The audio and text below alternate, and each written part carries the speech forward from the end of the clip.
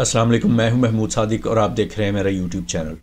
اس شخص کا نام مصطفیٰ آفریدی ہے اور یہ پاکستان کے صوبہ خیبر پختونخوا کے قبائلی ضلع خیبر کا رہنے والا ہے۔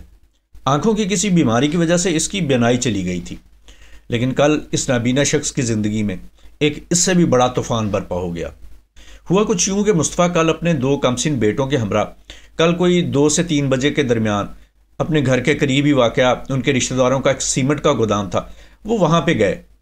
مصطفیٰ اپنے کچھ دوستوں کے ساتھ گپ شپ کرنے بیٹھ گیا اور اس کے دونوں بچے قریب ہی کھیل میں مصروف ہو گئے۔ بڑے بیٹے کی عمر 5 سال جبکہ چھوٹا جس کا نام یحییٰ آفریدی تھا اس کی عمر محض 3 سال تھی۔ چونکہ سردیوں کا موسم ہے اور آپ جانتے ہیں کہ ایسے موسم میں پیشاب کی حاجت بار بار ہوتی ہے، تو کچھ دیر بعد دونوں بچوں کو پیشاب آ گیا اور وہ وہاں سے قریب ہی ایک واش روم کی جانب چلے گئے۔ واش روم کے قریب ہی زمین سے پانی نکالنے کی غرض سے ایک نیا بور کیا گیا تھا، جسے اس وقت آپ سکرین پر دیکھ رہے ہیں۔ یہ ایک کلوز اپ امیج ہے، اس لیے اس بور کی چوڑائی آپ کو کافی زیادہ معلوم ہو رہی ہوگی، بٹ ایکچولی اس کا ڈائیمیٹر محض 1 فٹ ہے، یعنی اس سوراخ کی جو چوڑائی ہے وہ صرف 1 فٹ ہے، لیکن اس بور کی گہرائی بہت زیادہ ہے۔ یہ گہرائی 85 میٹرز ہے۔ اگر اس کو فیٹ میں کنورٹ کریں تو یہ تقریباً 179 فیٹ بنتی ہے۔ ہمارے گھروں اور زیادہ تر بلڈنگز میں چھت کی اونچائی 10 فیٹ 11 فیٹ یا زیادہ سے زیادہ 12 فیٹ ہوتی ہے، تو اگر ہم کسی عمارت کی ایک منزل کو 11 فیٹ کا تصور کریں تو اس حساب سے اس بور یا کنویں کی گہرائی اتنی ہی بنتی ہے جتنی کسی 25 منزلہ عمارت کی۔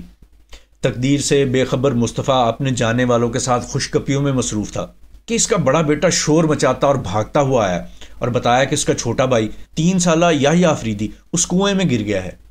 مصطفیٰ کے احباب اس طرف بھاگے اور مصطفیٰ بھی اپنی یادداشت ہاتھ میں پکڑی چھڑی اور دوسرے لوگوں کی آوازوں کے سہارے اس بور والی جگہ تک بھاگا۔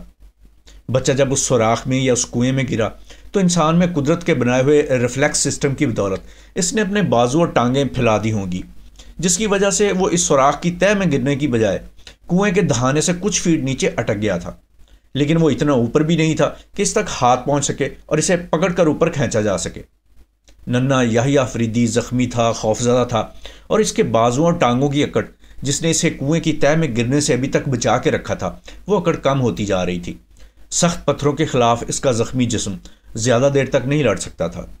سو basically it was a race against time. Mustafa بتاتا ہے کہ میں نے اپنا ہاتھ اس کنویں کے اندر کیا مگر وہ میرے ہاتھ نہ آ سکا اور نیچے جاتا جا رہا تھا۔ نیچے جانے کے دوران وہ درد سے کراہ رہا تھا اور بابا بابا کی آوازیں دے رہا تھا۔ دنیا کا کوئی بھی نارمل باپ اس وقت اس نابینا باپ کے کرب کا اندازہ نہیں کر سکتا۔ وہ اپنے بیٹے کو گرتے ہوئے سن سکتا تھا، لیکن سوائے اس کنویں میں ادھر ادھر خالی ہاتھ مارنے کے کچھ نہیں کر سکتا تھا۔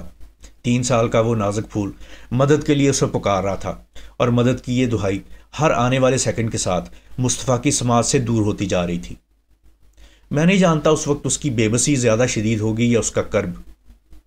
مصطفیٰ کہتا ہے کہ پہلے تو اسے کچھ دیر بچے کی آواز آتی رہی مگر پھر بند ہو گئی، جس کے بعد وہ سمجھ گیا کہ یحییٰ نہیں بچ سکے گا۔ اسی دوران کسی نے ریسکیو والوں کو بھی کال کر دی تھی، لیکن جب تک وہ لوگ پہنچے بچے کی آواز آنا بند ہو چکی تھی اور وہ کنویں میں اتنا گہرا جا چکا تھا کہ اسے ٹارچ سے بھی دیکھنا ممکن نہیں تھا۔ ریسکیو 1122 کے ترجمان بلال احمد فیضی کا کہنا ہے کہ ان کی ٹیم اس بچے کے گرنے کی رپورٹ ملتے ہی چند منٹس میں وہاں پہنچ گئی تھی اور وہ لوگ دوپہر 3 بجے سے لے کر رات 3 بجے تک ریسکیو کی کوششیں کرتے رہے۔ انہوں نے سرچ کیم اور لسننگ ڈیوائسز اور دوسرے آلات سے بچے کا پتہ تو لگا لیا، لیکن کوئی حرکت یا آواز محسوس نہیں کی جا سکی۔ ریسکیو والوں نے اپنے آلات اور اپنے تجربے کی بیسس پر یہی نتیجہ نکالا کہ بچہ مر چکا ہے۔